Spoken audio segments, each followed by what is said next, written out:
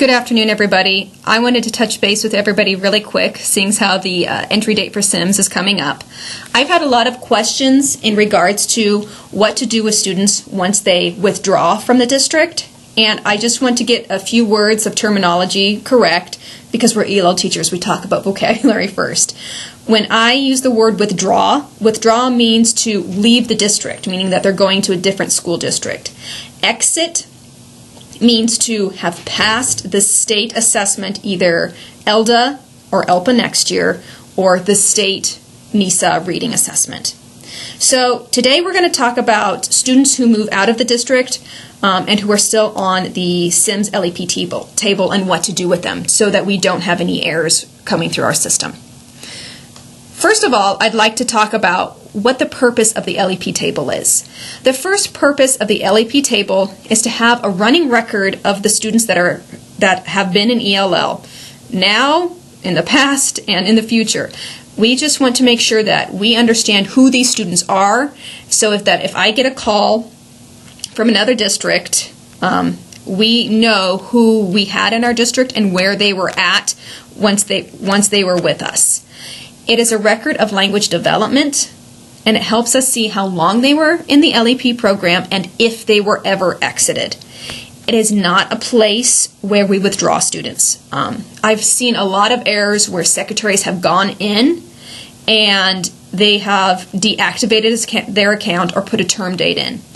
They don't need to touch the LEP table. That's really just for your purpose. It's for us so we see where our students are.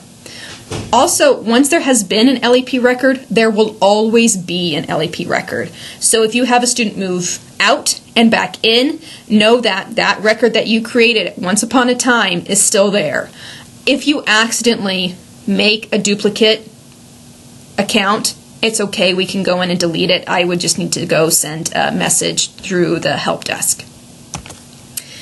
I want to talk about a few common errors that we've received this year, which are very few and they're very minor. The first one is I've seen the LEP table being used to withdraw students from the district.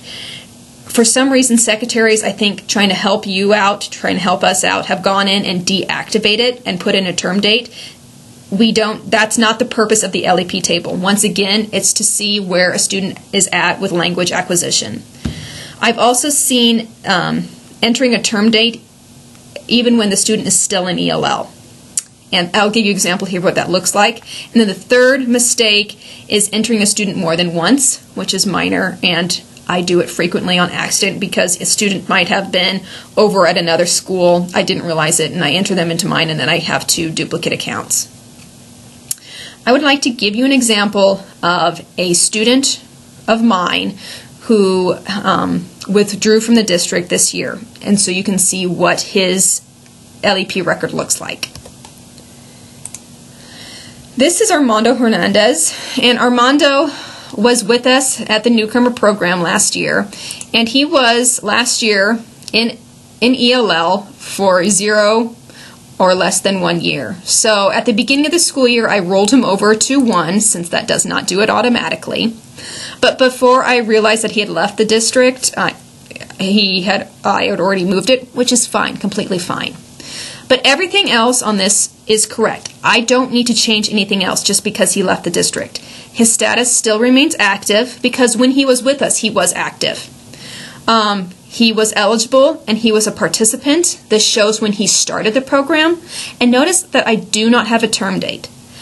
I do not have a term date because while he was with us, he was still in the program and he never exited on the ELDA or the NISA reading assessment. That's the only time I can enter any information in there.